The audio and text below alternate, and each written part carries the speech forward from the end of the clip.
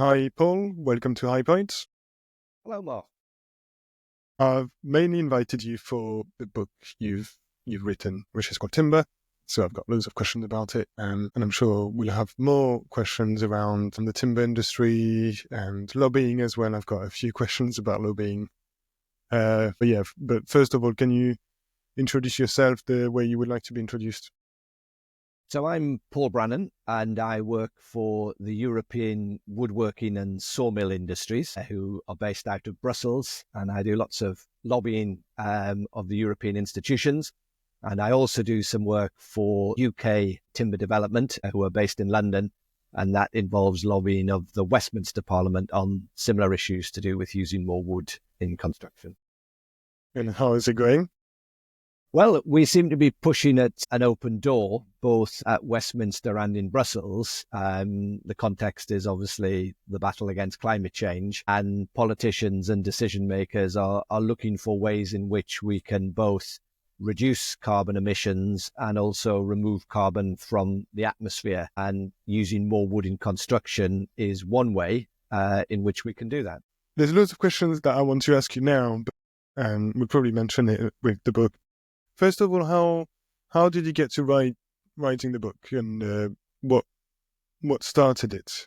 I think it's a really before we start, I think it's a really good book. It's a book that the whole industry, especially in the UK, I'll be very honest, I haven't read it all, but I read most of it, and there's a few really interesting data that I've got annotated. Maybe we'll bring them in later on. But yeah, first of all, how did you get to write the book?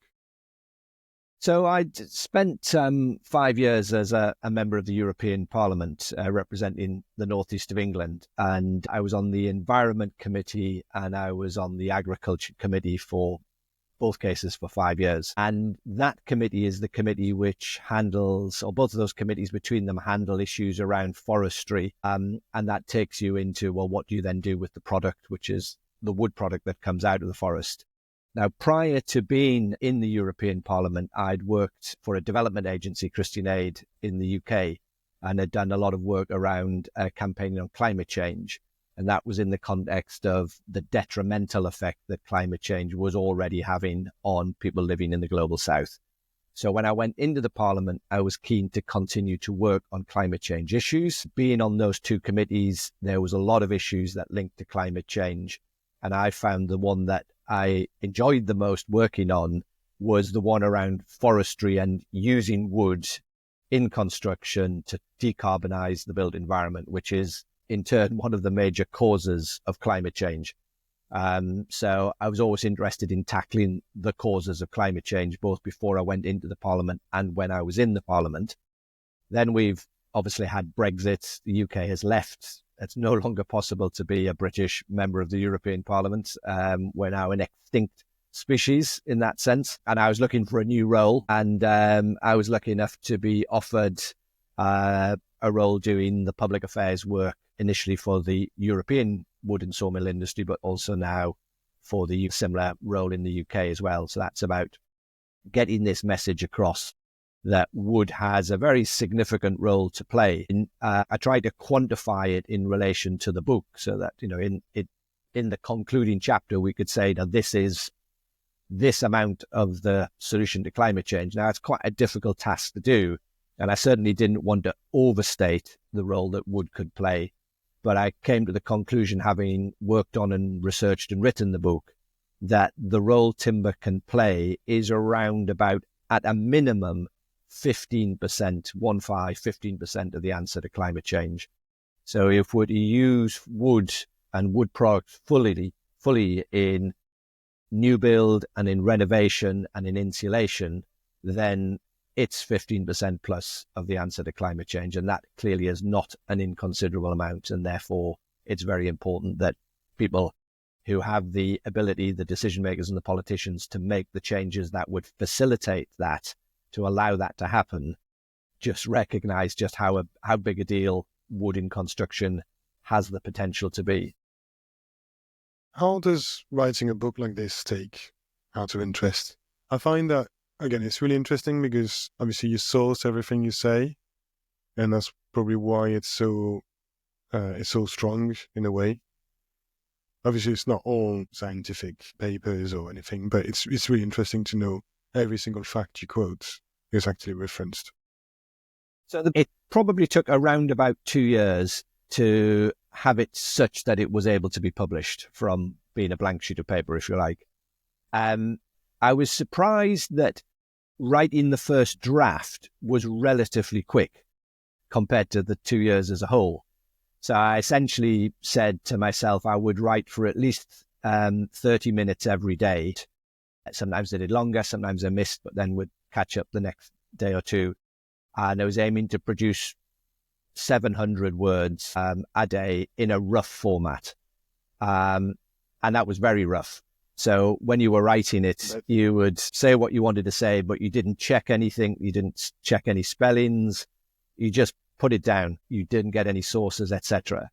So in 3 months, I basically had the rough outline of a book. And then it was a year and a half to go through it and to find the supporting facts, to reference them and to improve the English, etc.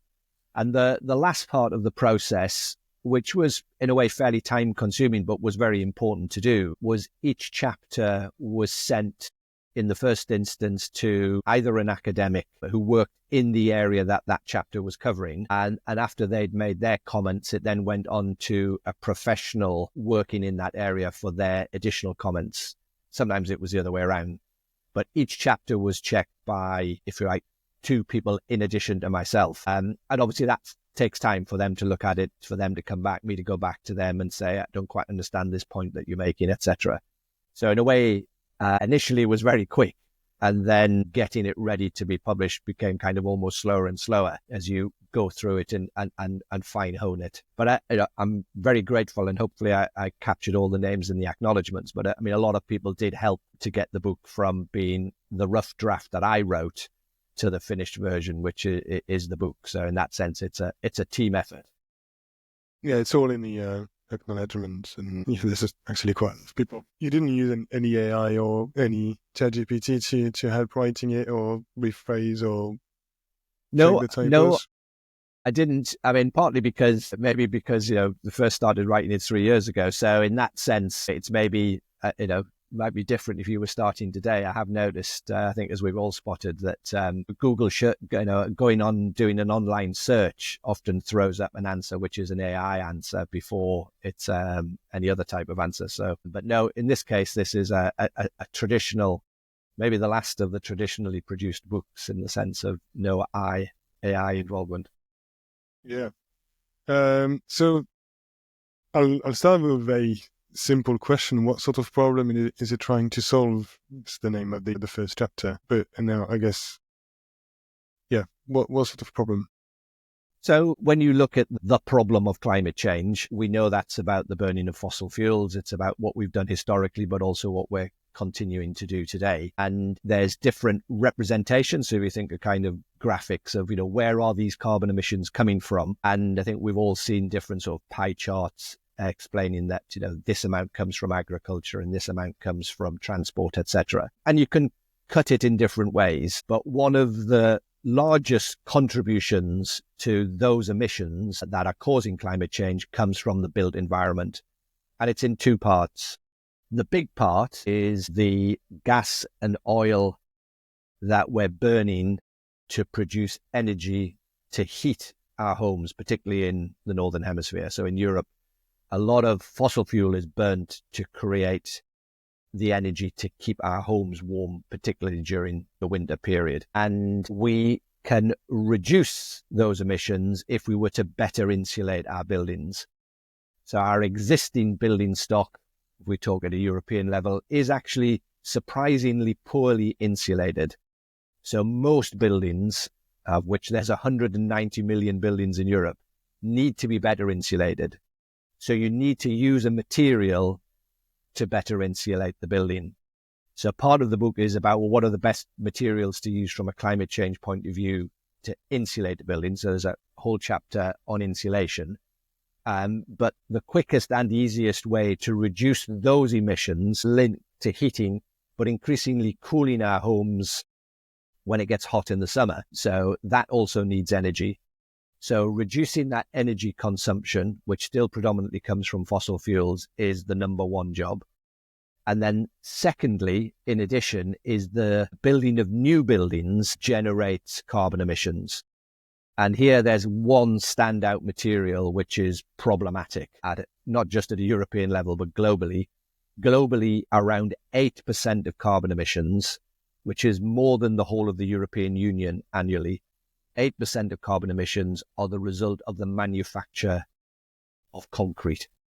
So concrete, one material, which is at the heart of the way we build our built environment at the moment globally, is responsible for 8% of carbon emissions. So reducing the carbon emissions from concrete is very, very important. But lots of other construction materials, steel, brick, block, also involve, as with cement, the use of a lot of energy to make the material, energy which is predominantly still coming from fossil fuels. So if we're serious about tackling climate change, we have to look at the built environment, because it's a big emitter, both in the sense of the energy, the fossil fuels we're burning to heat and cool our homes, which can only be reduced if we better insulate our homes. So that takes you into the materials. And those materials themselves are often causing climate change because they have a very high level of what we call embodied carbon, i.e. a lot of energy has been used to make them, and most of that energy is still coming from fossil fuels. So if we're serious about tackling climate change, we have to change how we're constructing our built environment. And the book sets out to explain how we can do that. And in a way, it's an argument which I was very keen to take from, if you like, from the margins into the mainstream. So there's a relatively small group of us who work in this area who know what the problem is and know what the solutions are, but the knowledge is not in the mainstream. So I didn't want to write a technical book. I wanted to read a book that would be accessible to a university student, to someone who was just genuinely interested in tackling climate change. And I hope I've pitched it at a level which is not too technical, but has enough technical information in it, along with the references, to enable people to be convinced that the arguments are fundamentally sound. You know, I could really picture this book into like an informative comic book. It's quite Right. Yes. there's a trend at the moment. Obviously, there's Sapiens that's been turned into a comic book, and it's actually really interesting because it's very entertaining as well. And then it's all the facts that you've got in your books and the storyline would definitely be into this. And I was going to mention another one, which is in French. It's Le Monde Sans Fin, which is the world without end, and it's been recently translated in English. And one of the authors, scientist, is Jean-Marc Jancovici. I don't know if you've ever heard about that book, but No. it ties in really well with what you've been saying about the origin of the use of energy, why and how we use it, and what takes the most energy. And it's after this book I realized I don't want to have guests anymore. We need to look at having more like a heat pump, and I could really, well, I don't know if you've got any plans from this. Well, it's a good suggestion, and it definitely picks up on that idea of taking the arguments from being discussed by a small number of people and getting it made accessible to a larger number of people. And as we know, exactly. I mean, young people have a very vested interest in tackling climate change because they're going to face the brunt of it after we've gone. And in that sense, you would hope that young people are wanting to engage with solutions. I mean, I think there's a widespread recognition, with the exception of a few people, that there is a problem here. And rather than getting bogged down and depressed about the problem, let's look at the opportunities that come with the solutions. So the whole green economy is very much linked to tackling climate change. And there's a whole load of green jobs out there and a whole load of exciting innovation that's coming with the wider bioeconomy. So from a young person's point of view, this is not only is this something that needs to be addressed, it's something where their future career could well develop, and a good career at that, tackling climate change. There's some really good. I really like the tables as well with some numbers. Obviously, you've mentioned about the percentage of the emissions of the building materials in construction, but there's some really good ones about the insulation that I didn't know about. There's one page 41, and it talks about polyurethane, which is actually pretty bad, which I didn't know how bad it was. But then, obviously, in one of the episodes, there was also rock wool mentioned as the third mineral wool as well. And then it comes to cork, and there's not. I can't see wood fiber though. But yeah, wood fiber is quite an interesting one, and we spoke about it with Simon Corby from the ASBP. And it seems like there's not that much production of wood fiber in the UK. Do you know why? Well, you're right. As it currently stands, we don't have any wood fiber insulation being produced, certainly at a mass scale. I mean, we may have had a few labs where examples have been produced, etc., and have gone into a demonstration home, etc. But as regards a mainstream supplier, they're Germany and Poland, which is where it's being made at the moment. They're the two main manufacturers. And even if you go to the Scandinavian countries, where a large percentage of our timber is produced, they don't necessarily have wood fiber insulation plants there. So it's only around 2% of the European market. So 98% of what is being sold from an insulation point of view is, I'm afraid to say, fossil fuel based. So we're talking about a potential here for a massive emerging market. And it doesn't necessarily have to be wood fiber. It could be hemp.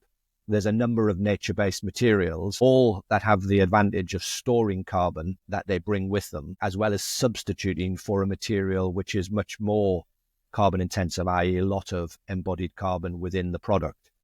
Now, I found that this was probably one of the most interesting chapter of the book to write, in that I think it's important to say that the number one job is to insulate more buildings, because this will drive down energy use, which I've said is essentially still fossil fuel based. So on one side of the argument, it really doesn't matter what material you use as long as you do it, because the saving to the climate will be beneficial. So if you were to use one of the materials that you've mentioned, say like the polystyrene or the rock wool, they do have fairly big carbon footprints. But over their lifetime of 20, 30, 40, 50 years in the building, they will definitely save a lot of energy from being produced, and therefore a lot of fossil fuel from being produced.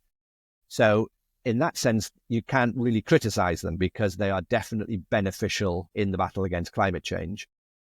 But there are two things to say about them, and therefore that this is a decision that the customer needs to take, is their production will have involved the burning, in most cases, of a fossil fuel. So they do have a carbon footprint. And there are other materials, such as wood fiber or hemp, which you could replace them with, which could have, and I'll come back to why it's only a could, not a definite, they could have a lower carbon footprint. So you should really look to switching to using them if at all possible. In addition, none of the fossil fuel based insulation materials can store carbon. There is no carbon stored in a rock wool. There is no carbon stored in a polystyrene, or it's negligible. Whereas wood fiber, hemp, straw, these are all materials which can store a lot of carbon, i.e. carbon which has been removed from the atmosphere when the tree was growing through sequestration, continues to be stored in the product. And that is a good thing. So the nature-based insulations led by wood fiber, they substitute for something which is more problematic. That's a good thing. And they store carbon, and that's a good thing. And that means in most cases, they are a lot better. So yes, whatever you use to insulate is a good thing, but if you can use nature-based, it will be even better.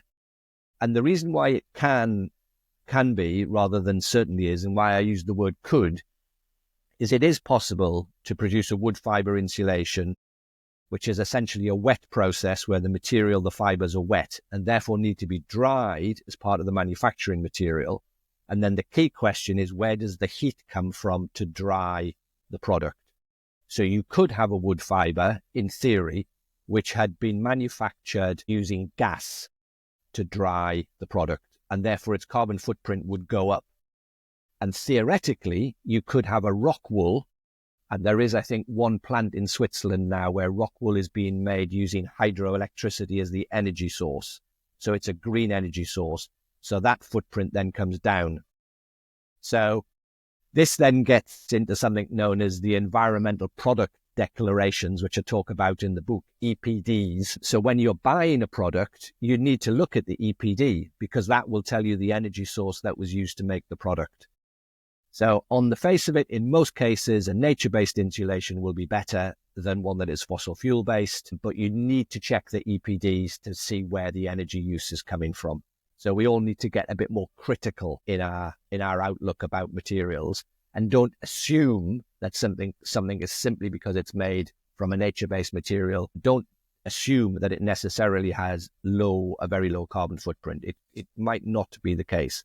But in a way, the nature-based materials always end up winning, if you like, from a climate perspective, because they do store carbon and the other materials cannot store carbon. But I think it's just to finish on this point, I think it's worth saying that if you live in the United Kingdom or you live in most places in Europe, if you decided that you were going to insulate your loft this weekend and you went to the local wholesale dealer to buy insulation, you would not find a nature-based insulation. You would only be faced with the fossil fuel-based ones. And that's something that needs to change and change quickly so that people have the choice and then the customer can decide. At the moment, the customer... Isn't that the case? Sorry? Do you know why it's the case? Well, it's a little bit of a chicken and egg situation. If this weekend, hundreds of thousands of people all over Europe went into their suppliers and said, I would like you to stock a nature-based insulation, and I'll come back when you've stocked it and I'll buy it, that demand would trigger a lot of those big suppliers saying, oh, wait a minute, we better get a hold of some of this nature-based stuff that people keep coming in asking for that we don't have. So it's partly with the customer, but it's also partly with the supplier because customer goes in, looks at what's on offer, has no idea that you could have a wood fiber insulation because it's not there. And therefore they don't ask for it because they don't know about it, which again comes back to why I wrote the book. In part was to inform people that there are insulation materials out there which are better than others. And they're the ones, if you're really concerned about tackling climate change, they're the ones you should be trying to buy. So it's partly about increasing the demand so that the people who make it say, well, okay, we will go to the bank and we will borrow a lot of money and we will build 5 new factories. One will be in the UK. But why would you take the risk of doing that unless you're assured that there's enough of a market, enough demand to make it worthwhile? And at the moment, the demand's not there, so they're not doing it. But why is the demand not there? Because people don't realize about it. So it's about providing people with information to make informed choices, which we think would then release more demand into the market, and hence we would have more supply. Is I presume bio-based insulation is more expensive than Well, it's a good question. non-bio-based? I think it's a bit like building in wood in general. It could be more expensive. But again, it's the chicken egg thing. The more we sell of it, the cheaper it will become. So at a 2% market, yes, it probably is slightly more expensive to insulate your roof with wood fiber insulation than with one of the other materials. But if the market got up to 10%, then the price difference will drop. So, and if the market grows beyond that, then it'll become the same price. But yes, there will be a bit of a premium on it at the moment. But we know from looking at fair trade with fair trade products from the global south, people are maybe, there's a reasonably big market where people will pay a bit more for that guarantee that the farmer has been paid a fair price for the cocoa. And they will pay a little bit more for a fairly traded coffee because the farmer's been paid fair price. And I think likewise, there's customers out there who will pay a bit more because this is a material that's better for the environment. I'd like to have manufacturers of different insulations. If you have any contacts, can tell Okay, yeah, I can send that through. Not just wood fiber and bio-based, but also rock wool, and trying to be very objective and say, this is what this is. And if the people are very transparent and say, yes, we do emit, but we're still solving a problem, as you say. And that's correct. And that's the case. So whatever you do, insulate your loft. That's the number one thing to do. And other parts of the building that, and I mean, one of the sad things, which, it also makes people quite angry, is that we are building new houses today in the UK and all across Europe, which are still really quite poorly insulated. And they're new, and they passed the legislation. The legislation needs to get tighter to say that we need to be building buildings with a much higher standard of insulation. It's very difficult to retrofit an existing property, and it's crazy. It's much easier to build the building with the insulation already installed, rather than buying a new house and then, 5 weeks after you've bought the new house, starting to have to put extra insulation in the loft, because even though it's a new house, it's not particularly well insulated. Yeah, it's crazy in a way. But also, I wonder, I can't remember if it's Seb who said this, that obviously the new ban, which we can talk about later, we obviously can't have any compostable materials or compostable insulation outside in the facade, which makes it more but also I remember we insulated our floor in our house a few years ago, and I noticed that first of all, obviously the bio-based insulation was so much more expensive than the polyurethane insulation, but also the polyurethane insulation had a better thermal performance, and with a thinner, when it was thinner than the wood fiber or just mineral water insulation. So, it was kind of no choice really when we have a restricted space for the floor. But our floor is insulated now. Yeah, and that's the important thing. Yeah. I was going to ask you a question about the fire regulations, but maybe you've got a chapter about wooden skyscrapers. Can you explain why you wrote it? I think it was quite interesting, the approach, and explaining why we can build them and why we can't build them also in the UK, and why it's possible to build them. So, I mean, it is interesting when you look at what is possible and what has happened in the past in relation to wood construction, what's now opening up as the possibility. So if you go to North America and you go to the countries of Scandinavia, large parts of Northern Europe, Scotland in the UK, is when it comes to family homes, 2, 3, 4-bedroomed houses, detached, semi-detached, terraced, they predominantly are timber framed and have been for 50, 100 years. Go to Canada, go to Sweden, go to the suburban areas and the rural areas, and houses have a timber frame. But when you come into the city centres, then timber is not to be found unless it's very old buildings going back over 100 years.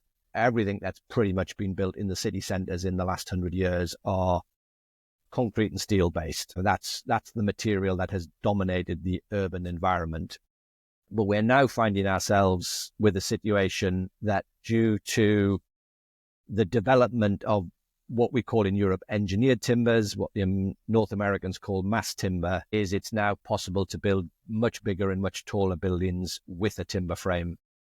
So these engineered timbers take pieces of wood and stick them together at right angles with other pieces of wood in layers, 3, 5, 7, 9 layers.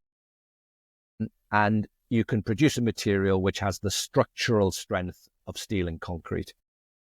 And as a result, you can build 5 stories, 10 stories, 15 stories, 20 stories. And the height of these big mass timber buildings, both in the US, Canada, and in Europe, Australia, New Zealand, are getting bigger and bigger. So we're around 20 stories now, but we can see 25 stories, 30 stories going to planning in different places in the world. And these can be big apartment blocks, there can be office blocks, there could be a combination of offices followed by residential on top.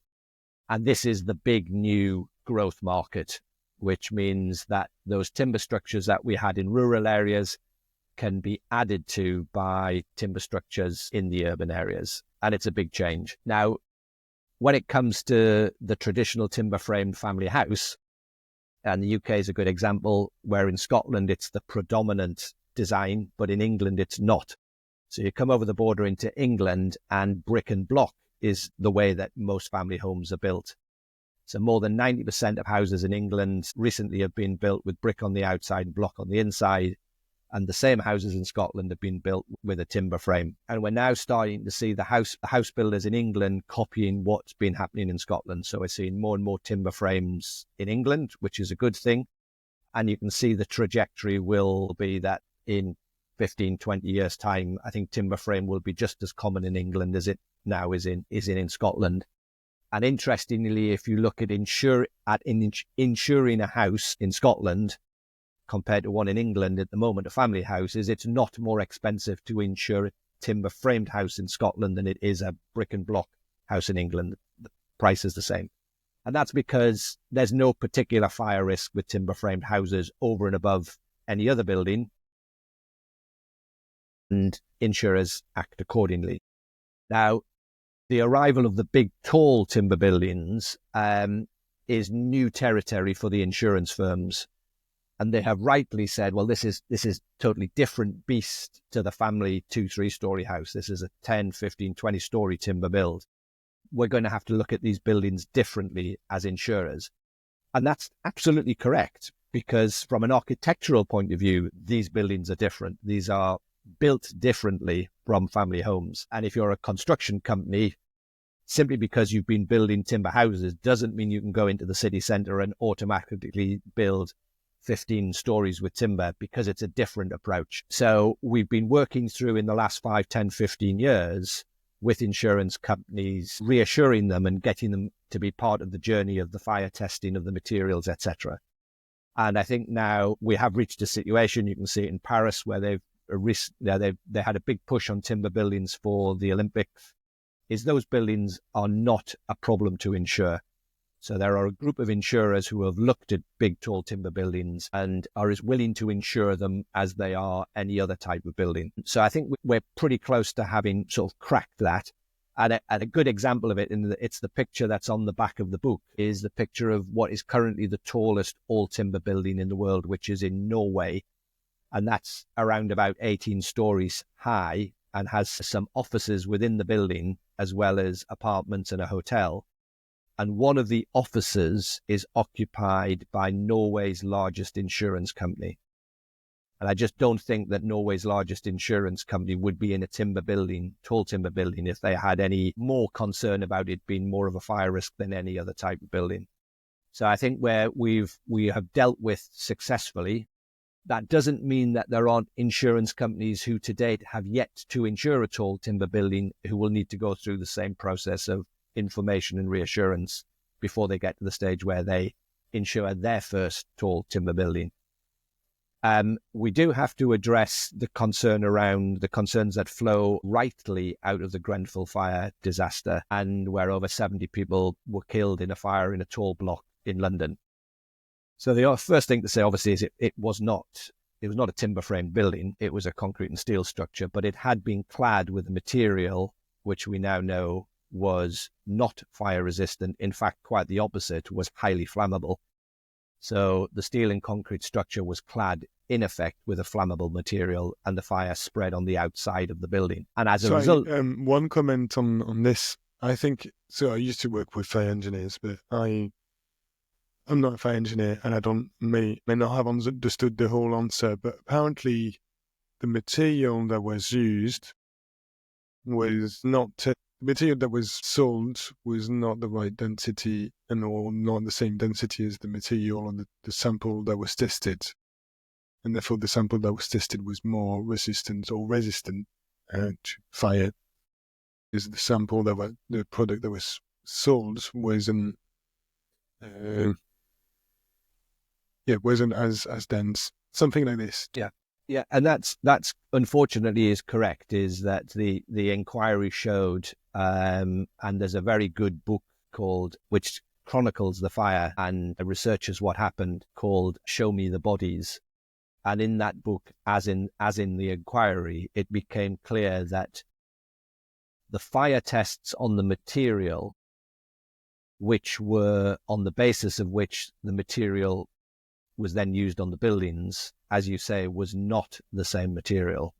So, who is to blame for that is partly what the inquiry was about. And the results of the inquiry are now with the police to see whether there'll be any prosecutions. But, one of the line of defense was that we thought that the material that we put on the outside of the building was the one that had passed this test. It wasn't. The material that went on the building had not passed the test, as you say. So there's a problem there. But to go back to in London, which then became kind of nationwide, was that we would not build over basically 7 stories with a structural material that was flammable. And wood technically is flammable in that sense. So this has meant that we've in effect got a block on building above 7 stories in the UK at the moment with timber frames. They've just done a whole series of buildings, as I say, in Paris that are much bigger than that using timber frames. And it's happening in the States and Canada. So ironically, we were the first country. London was the first place to have one of these big, tall timber buildings, Murray Grove in 2009, 9-story cross-laminated timber building. And it, at the time, was the biggest timber building in the world. And we couldn't build that now because of the restrictions following Grenfell. So the UK's lost its lead on building big in timber, has now been overtaken by other cities and other countries. But we hope that in time, that restriction on the structural material, wood as a structural material, will be rescinded, and we will once again be able to build tall timber buildings. How you then deal with fire in relation to tall timber buildings is partly about encapsulating the timber behind fireproof boarding. That's a pretty standard way to do it, or using, in effect, a paint on the material, which makes it much harder for the timber to catch fire. So we think there are ways around it in due course, but at the moment we're a bit stuck on building above 7 stories. Do you have any insights or knowledge of how this ban was put? Who did it? Obviously, that question maybe a lot of people may know this answer, but I don't know. That's why I'm asking, obviously. Well, as I understand, and how to remove it as well. Yeah. What's the process for removing it? Yeah. Well, as I understand it, and you can see the logic, is we don't want flammable materials on the outside of buildings, and therefore no wood on the outside of a building above 7 stories, no wood cladding, any more than there would be any panels that were fossil fuel based that could burn on the outside. So that's gone. That's a good thing. But the ban also was around the structure as well. And we think that was the inappropriate part of it, was by all means ban timber cladding on buildings above 7 stories. And 7 stories is, I think, and my understanding is that height is linked to the longest ladders that the London Fire Brigade have. So you can tackle a building up to 7 stories on fire can be tackled from the outside by firefighters on ladders. But above 7 stories, it's beyond the reach of the ladders. So that's why it's 7 and not 6 or 8, etc. That's the reasoning there. That's a quite interesting fact in the book that I noted. It's really interesting why. Yes, yeah. And interestingly, in many other countries, particularly in Scandinavia, they have much taller ladders. So is part of what one of the things is the London Fire Brigade should maybe have 2 turntable ladders that can reach to 15, 20 stories as they do have in North America, Canada, and Scandinavian cities. So, yeah. But I think the key question is around being able to use wood structurally above 7 stories. And I think we felt that we on the wood side felt that while the inquiry was ongoing, it was understandable that regulation wasn't going to change. The inquiry is now finished, but because the findings of the inquiry are now with the police and there could be criminal prosecutions, it still feels as if it's potentially too early for that restriction on 7 stories structurally to be lifted. So I think we need to get through that next phase. And then there are conversations happening, if you like, behind the scenes with a view to that restriction being lifted once we get beyond the resolution of the police part of the inquiry. How long would that be? Do you know? Do you have an idea? Well, these things do take a surprisingly long time. So maybe we're looking at 3 years, I would have thought maybe. But meanwhile, there are there was a building finished in London last year, the black and white building, which is very impressive office block, and that goes up to 7 stories. So perfecting the building of these still big timber buildings, but not higher than 7 stories, is where the focus is going in the UK. But our European cousins they're going bigger and bigger.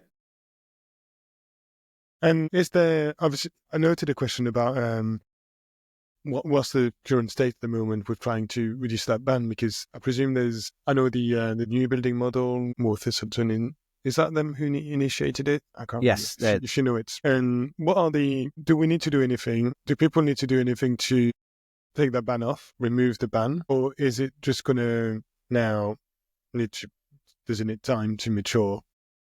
And for that police investigation obviously, it sounds as if, we obviously are keen for it to change and to go back to a situation where we can build tall buildings, 10, 15 stories with a timber frame. And we would be the first to say we would then need to meet the relevant safety standards, which could be by encapsulating the timber frame, or it could be by the use of fireproof coatings on the timber frame. And obviously, in addition, with the design of the building, you can have a sprinkler system, etc., etc. So we would want to comply with all the appropriate regulations and to get the sign off from an insurance company that we had met all of those standards. But I think the feeling is we are just going to have to wait that bit longer until the Grenfell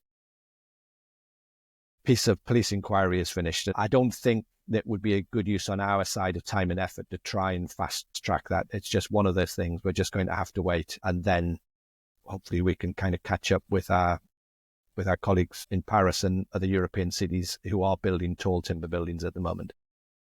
Hopefully. You mentioned about insurance. Did you do any research on the cost of the insurance cost of insuring a timber building versus more concrete or more traditionally built building? I didn't specifically for the book. My understanding is that for those insurance companies who have investigated and looked at the tall timber buildings, they are as willing to insure them at a similar level financially as any other building. So if we go back to the black and white building, which is the most recently finished of the big timber buildings in London at 7 stories, I'm not aware that the insurance for that building is any higher than if it had been made out of any other material. So I don't think there's an issue there as far as I know. And going back to what I said earlier, we know there's not an issue with the smaller family built timber framed homes. The insurance level there is the same. Okay. On this, there's actually quite a few initiatives, and also in Europe, the rest of Europe, there's a lot of developments. There's one we're actively working with around the Nordic countries, all the Baltic countries, are developing some modular elements. Have you done any research or data on it? Obviously, I know the chapter that I haven't read around the factory-built houses. What's your insight and information you got from it? The building homes in factories is fascinating, and in a way, it's sort of like the holy grail that many people going back 10, 20, 30, 40, 50 years have sort of chased. This idea being that why don't we build the component parts of buildings in a factory setting, indoors, away from the rain, where we can be well lit and we don't have to, building sites stop at 4 o'clock in the winter because it's too dark to keep going. But we could have shift work. We could be making houses early in the morning. And the comparison there is with a car production line. So you go to one of the sort of state of the art car factories, and they're turning out a car every minute. Couldn't we be building housing units in a similar kind of way, and then delivering them to site and assembling them? And in the UK, we've had a couple of steps backwards. Legal in General had set up a big operation in Yorkshire. They did deliver to site. They did build some homes, and then the process stopped and the factories closed. And there was a big new development a company called Top Hat, who were going to build modular homes out of a big factory in Derby, and that too has been put on ice for the moment. Do you know why? Well, what are the reasons? So with Top Hat, it was linked to the state of the economy. So while we have a new government in the UK who intend to build 1.5 million houses in the next 5 or 6 years, the supply book for the factory, people were not ordering. So they'd got to a point where, do we go ahead and spend a lot more money when we haven't got guaranteed orders? And while there is a demand for housing in the UK and at a European level, there's not necessarily the money to purchase the housing. Now, interestingly, in Germany, in former East Germany, there's a very large modular factory run by a company called Nek, which is up and running. And it'll be very interesting to see whether they survive and their order book is such that they can keep going. We do have this modular approach at a smaller level where there are smaller factories building a relatively small number of modular homes, little niches, if you like. And many of them do seem to have perfected an economic model where they are able to build 20, 30, 40 houses indoors and deliver them to site. What these bigger factories were doing was, can we turn out 200-300 homes a week or a month on a much bigger scale? And it goes back to the modular housing that was developed after the Second World War, where steel concrete frames were made in factories and delivered to site to house people whose homes had been bombed out or demolished as a result of the war. And some of those houses still survive today, so they can have a longevity to them. But one of the advantages of doing it is the quality can be pretty high in a factory setting. So you're delivering a quality product to site in the way that building on site, particularly in bad weather, can have an impact on the quality of the build. And also factory homes potentially it's a faster process. So if you're the developer, or you pay out the money and you're getting the money back in from the sale of the properties quicker than if you're doing it in a traditional way. But it's a stop-start market at the moment. And so the signs in the UK are it's stopped at a large scale. The sign in Germany is it's still going at a larger scale. I visited, I don't know if you've ever heard about Situ. No. They're also, I think they're developers as well, but they had a massive site and they've got houses that are built, finished. And they're still building houses, and just on the site, they had a factory. So they were building everything, bringing all the materials needed on the sites and building all the houses and the elements in the factory and just transporting them nearby. Obviously, you need a massive site for this. Yeah. But it's still going. I saw both you went near the site. They're based in Leeds and Sheffield, I think. It's quite interesting. But there's also the Urban Splash, but I think it was some. There's They initially began doing loft conversions of existing buildings and old factories, turning them into apartments, etc. And then they branched out into modular housing, and they built some very nice modular. There's a picture in the book of some of the housing that they put up at their housing at the mouth of the River Tyne in the northeast of England. But they sold off or closed down basically their modular wing 18 months ago. But that was all, in a way, all linked to the fact that the housing market in the UK was not in a strong position. So if the economy picks up and housing picks up and demand picks up, we could see the return of some of these operations, I think, or similar operations getting going, because it clearly is, if somebody perfects it, amongst other things, they could make a lot of money. Yeah. There's a lot of initiatives, or at least thoughts, of how to rebuild Ukraine really fast. When I don't know, I've seen a few people I know who are involved, and they've said who would like to be involved, and we said yes, and it's early doors, but there's loads of plans to rebuild Ukraine really fast, and obviously with modular solutions. I don't know if you've heard anything about it, if you've got any plans or contacts. Well, we we ourselves, as the European woodworking industries, we had a meeting just over a year ago with the Ukrainian organization for wood producers. And that was part of what we discussed about hopefully when the war ends sooner rather than later, about the massive reconstruction that will need to happen, particularly in eastern Ukraine, and the opportunities there for timber build. I mean, Ukraine itself is a large forest producing country, so they certainly have enough of their own timber, particularly in the west of Ukraine. So it is the intention of many to help with that process, and hopefully that a higher percentage of the new buildings will be wooden or timber framed than compared to what went before. So I think there's a lot of goodwill from the European timber industries to help colleagues in Ukraine after the war's over in the rebuilding process.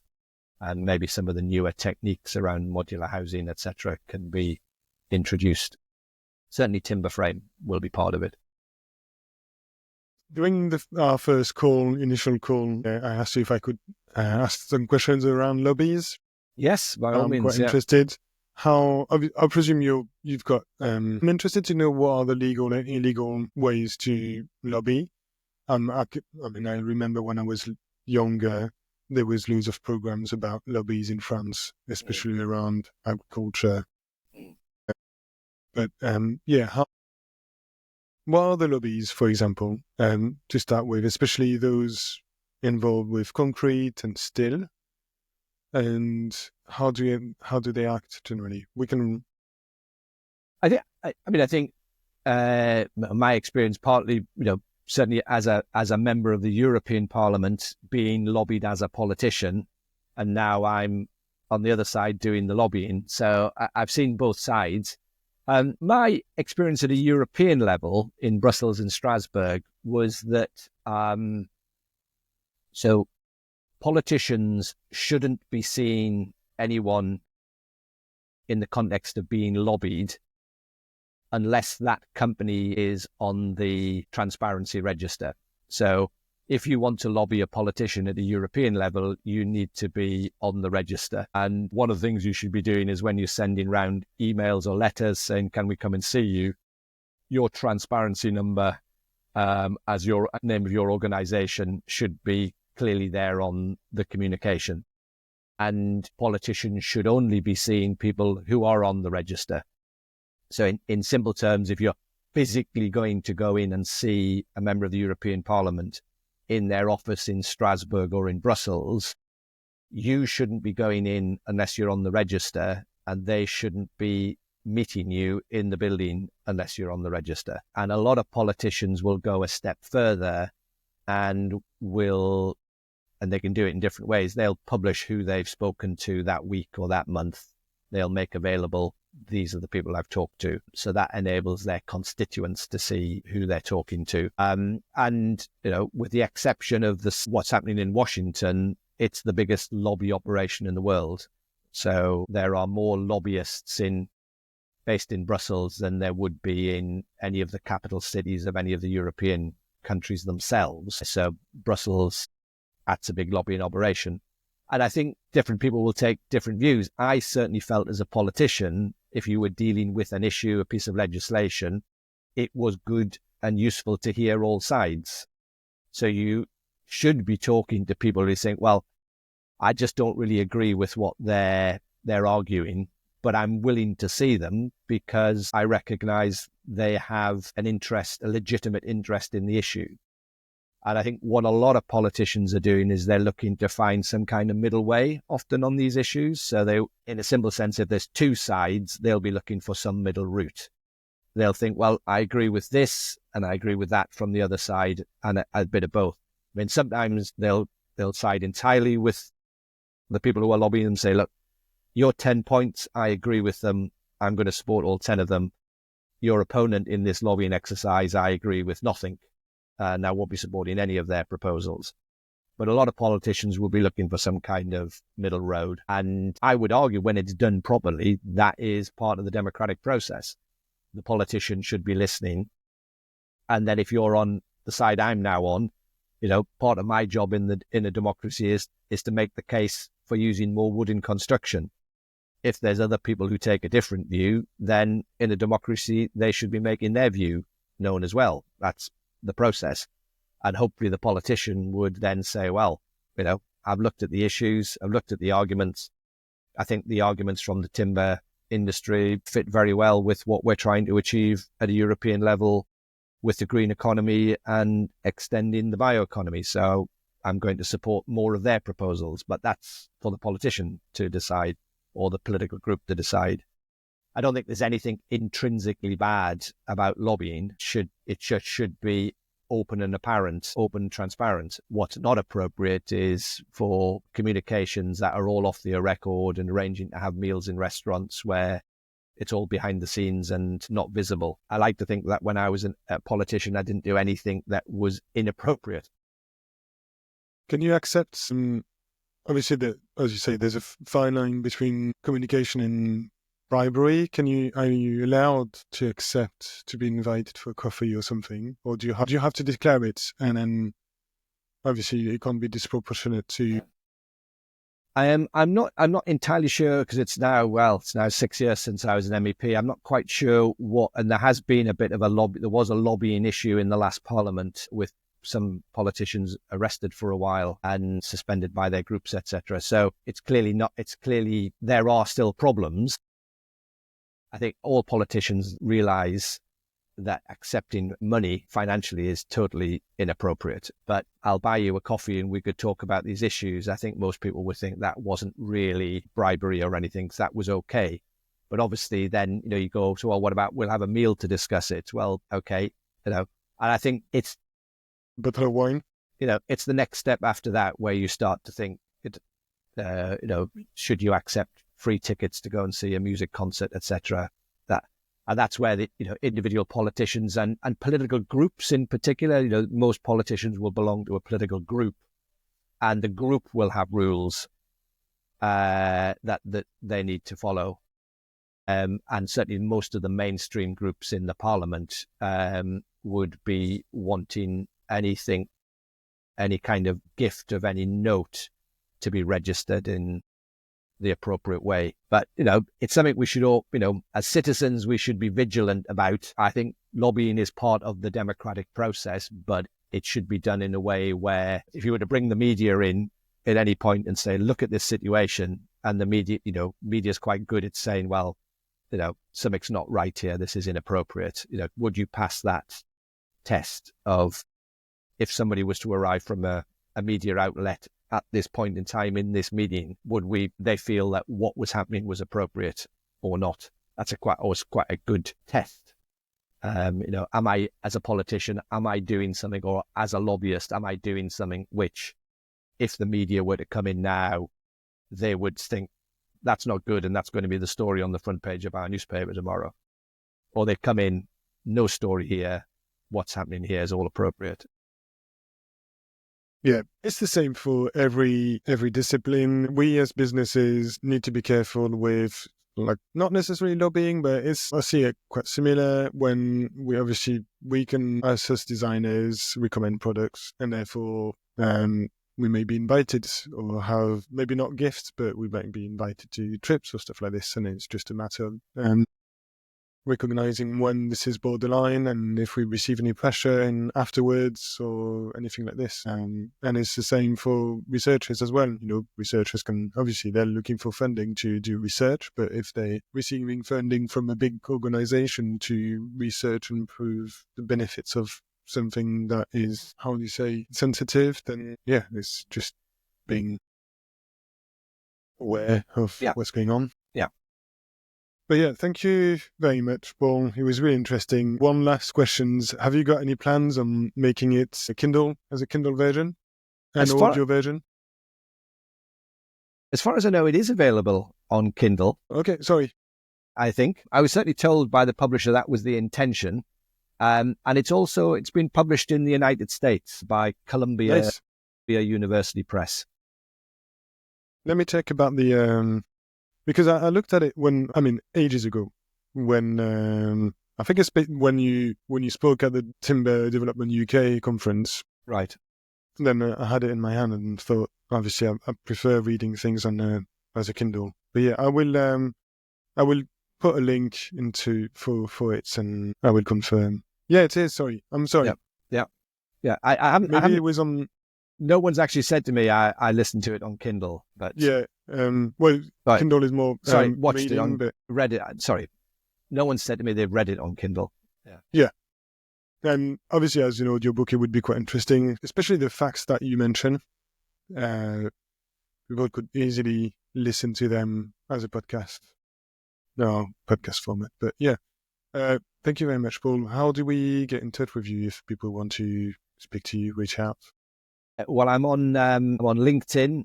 I'm on Blue Sky. I'm on Facebook, and I'm on Twitter. So they're all ways that you can get in touch with me. And if you put in European woodworking industries, CEIBOIS, CEI-BOIS for sugar, then that's the organisation where you'll then get my email from there. Okay, great. Well, thank you very much, Paul, again. And thank see you. you soon. Enjoyed the conversation. Yeah, cheers.